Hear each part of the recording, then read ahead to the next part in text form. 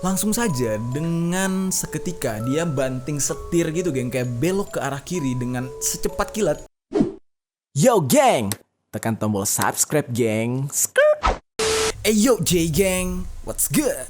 Welcome back to Kamar Jerry. Geng, banyak banget dari JG yang minta untuk ngebahas konspirasi horor lagi ya kan. Dari sekian lama kita agak libur gitu ya dengan konten-konten konspirasi dan konten horor. Oke, hari ini kita akan membahas sebuah tragedi yang udah cukup lama terjadi di Korea. Ini sebuah tragedi yang bisa dibilang benar-benar membingungkan. Banyak misteri di dalamnya dan banyak orang beranggapan kalau ini adalah sebuah tragedi yang paling menyeramkan tapi dalam bentuk disetting gitu. Bukan settingan ya, tapi disetting. Kematiannya itu disetting di sini, guys. Oke, sebelum kita mulai ke pokok pembahasan, gue mau ngasih tahu lagi ke kalian ini. Help Me. Ini adalah produk dari Kamar Jerry yang bekerja sama dengan What's Good Apparel. Dan ini adalah t-shirt edisi Cat Yap. Kalau kalian mau mendapatkan t-shirt ini biar kita samaan pakai bajunya, pakai kaosnya, kalian bisa langsung ke deskripsi yang ada di bawah. Di sana udah ada linknya untuk kalian bisa klik dan kalian bisa langsung dapatkan t-shirt ini. Oke, kembali ke topik. Kapal Sewol. Kapal Sewol ini adalah sebuah kapal yang tenggelam dan terjadi di Korea Selatan nih, geng. Tenggelamnya kapal ini, geng, katanya banyak kejanggalan gitu yang seharusnya bisa diselamatkan, namun pada akhirnya tenggelam begitu saja dan seolah-olah seperti dibiarkan, geng. Seolah-olah seperti memang direncanakan tenggelamnya kapal ini. Lebih mirisnya lagi, tenggelamnya kapal ini memakan banyak korban dan kebanyakan dari korban itu adalah anak kecil. Jadi geng, kapal Sewol ini merupakan sebuah kapal study tour yang akan mengangkut 388 siswa-siswi dari sekolah Daewon. Gue gak tahu Danwon atau Daewon bacanya ya. Koreksi gue kalau gue salah. Jadi kapal ini akan menuju ke sebuah pulau yang bernama Pulau Jeju. Dan pulau itu merupakan sebuah pulau yang sangat eksotik dan cocok banget untuk tempat orang-orang melakukan study tour atau liburan setelah ujian gitu ya. Ada sebuah keanehan, yaitu kenapa sekolah Danwon ini memilih jalur laut untuk menuju ke Pulau Jeju ini. Karena ada dua jalur yang bisa ditempuh, yaitu bisa menggunakan pesawat, bisa menggunakan jalur laut atau pakai kapal gitu. Mungkin mereka memilih jalur laut karena terbilang cukup murah dibandingkan harus naik pesawat. Tapi resiko yang dihadapi itu jauh lebih besar karena daerah tersebut bisa dibilang ya cukup bahaya ya. Namanya jalur laut, kalau tiba-tiba hujan atau badai itu bisa membahayakan si para awak kapalnya gitu kan. Nah, pada kesempatan ini sekolah Daewon ini menyewa kapal Sewol dengan alasan kalau si nahkodanya yang bernama Lee Jon Seok itu adalah seseorang yang berpengalaman yang udah bolak-balik mengantarkan para wisatawan menuju ke Pulau Jeju tersebut gitu. Jadi dia mempercayakan kepada si nahkoda ini. Jadi makanya mereka membooking atau menyewa kapal Sewol ini. Sebenarnya geng, dari kondisi kapalnya saja itu sudah sangat menyeramkan gitu ya. Creepy banget. Kapal ini adalah sebuah kapal tua yang dibuat atau dibangun pada tahun 1994. Gila, tua banget geng. Umurnya sudah 26 tahun kalau untuk sekarang ya. Dan kapal ini dibeli oleh perusahaan Chong Haejeon Marine asal Korea Selatan pada tahun 2012 kepada perusahaan yang terletak di Jepang. Jadi kapal ini tuh pertama kali diciptakan di Jepang geng. Karena kondisi kapalnya sudah tua, rapuh, jadi dilakukan semacam renovasi kecil karena untuk menghemat biaya. Jadi bukannya merenovasi secara keseluruhan, tapi perusahaan ini tuh hanya menambal-nambal bagian yang mungkin bocor. Jadi kapal ini benar-benar rentan terhadap kecelakaan gitu ya, riskan atau risiko banget gitu ketika menaiki kapal ini gitu ya. Oke, menurut kalian gimana geng? Dari penggalan cerita singkat tadi, apakah perusahaan yang menyediakan penyewaan kapal ini bisa dibilang terlalu gegabah atau terlalu lalai gitu ya? Apakah perusahaan ini terlalu berani mengambil resiko membeli sebuah kapal tua? Sekarang kita masuk ke awal terjadinya tragedi ini, yaitu pada saat pelayaran kapal Sewol ini bersama para korban ya. Kapal Sewol ini berlayar pada tanggal 16 April 2014 pada jam 9 malam. Oh ya, perlu kalian ketahui, bobot dari kapal ini adalah 6.825 ton gitu ya. Dan di saat dia berlayar itu pada jam 9 9 malam hari. Mereka meninggalkan pelabuhan Incheon, Korea Selatan, menuju ke Pulau Jeju dengan muatan atau awak kapal di saat itu sekitar 476 orang,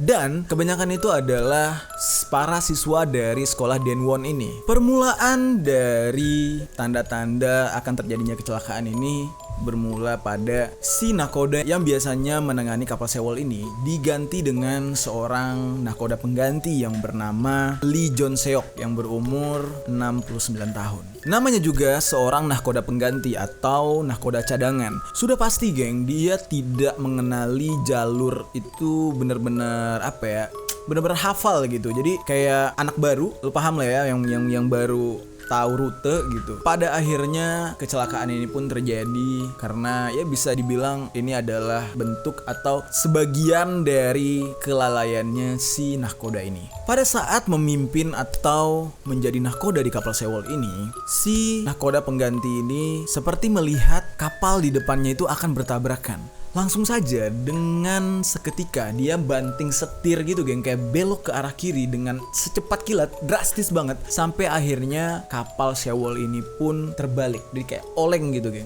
Karena banyaknya beban dari kapal ini, sampai akhirnya kapal ini tuh nggak bisa balik lagi ke posisi semula, dan posisinya bener-bener udah miring dan menuju tenggelam gitu geng, akan segera tenggelam gara-gara si nahkoda pengganti ini tadi banting setir kayak belok ke kiri dengan drastis gitu. Setelah dia berbelok secara spontan atau secara tiba-tiba ke kiri, banyak muatan yang akhirnya menumpuk ke sebelah kiri yang membuat kapal Sewol ini tidak bisa balik ke posisi semula geng. Yang pada akhirnya karena itu kapal sudah miring dan posisinya udah kebalik kayak gini, pada akhirnya air pun secara perlahan memasuki dek kapal yang menyebabkan kapal ini tenggelam.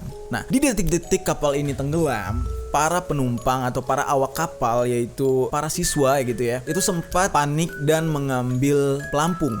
Lalu, ketika kapal Sewol ini perlahan mulai tenggelam, ada sebuah keanehan dari instruksi si kapten atau si nahkoda kapal ini, yang dimana dia meminta untuk para penumpang atau para siswa tadi yang sudah memakai pelampung itu untuk tetap stay di dalam kapal, di dalam ruangan masing-masing, dan tidak panik dan tidak keluar dari ruangannya. Secara logika aja mikir ya, kalau itu kapal tenggelam, lu udah kayak kayak burung yang tiba-tiba datang banjir dan gak ada yang nolong, atau orang di dalam penjara tiba-tiba datang tsunami atau datang banjir, nggak ada yang bukain pintu, meninggal seketika kan kalau saja hal itu terjadi gitu. Dan anehnya ketika si kapten ini meminta para siswa untuk tetap berada di ruangan, menutup pintu, justru mereka menyelamatkan diri dan keluar dari kapal. Aneh banget nggak? Bener-bener kayak jebakan tikus gitu. Para siswa ini dimasukkan ke dalam kandang terus direndam di dalam air sampai akhirnya mati gitu. Lalu geng, di saat para siswa ini masih berada di dalam ruangan tersebut, ada salah satu siswa yang berinisiatif untuk menelpon telepon darurat. Ketika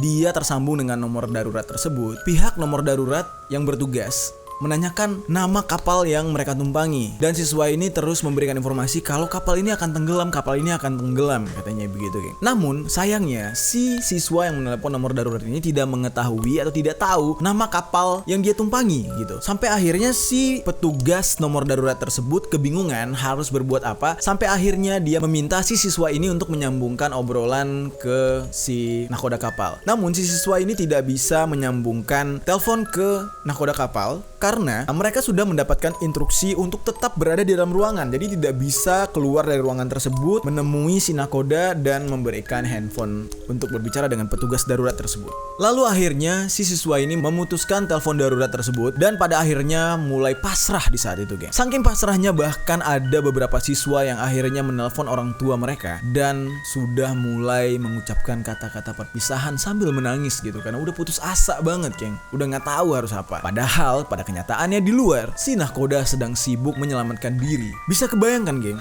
di saat detik-detik lu udah tahu kalau beberapa jam ke depan lu akan tenggelam dan mati, dan lu sempat-sempatnya meminta maaf kepada orang tua, mengucapkan salam perpisahan kepada orang tua, dan bener-bener gak kebayang gitu gimana seremnya gitu. Dan di saat itu berada bersama semua teman-teman sekelas yang otomatis akan meninggal bareng-bareng, akan mati bareng-bareng, tenggelam. Kebayang gak? Yang gue lihat dari video ini benar-benar sangat menyedihkan, geng. Para siswa ini sempat merekam detik-detik di mana mereka akan tenggelam. Jadi sebelum mereka tenggelam, mereka tuh sempat merekam video dan menguploadnya ke media sosial. Di sana mereka terlihat sangat-sangat, wow, gue miris banget rasanya. Mereka kayak orang-orang yang masih punya harapan, namun sebagian dari mereka tuh benar-benar kayak udah putus asa gitu, sampai nangis gitu. Ini harus kayak gimana? Udah nggak tahu lagi harus seperti apa kayak gitu. Sampai pada akhirnya setelah mereka mengupload video tersebut, tidak lama berselang kapal pun tenggelam yang akhirnya menewaskan 325 orang dan 174 orang yang selamat.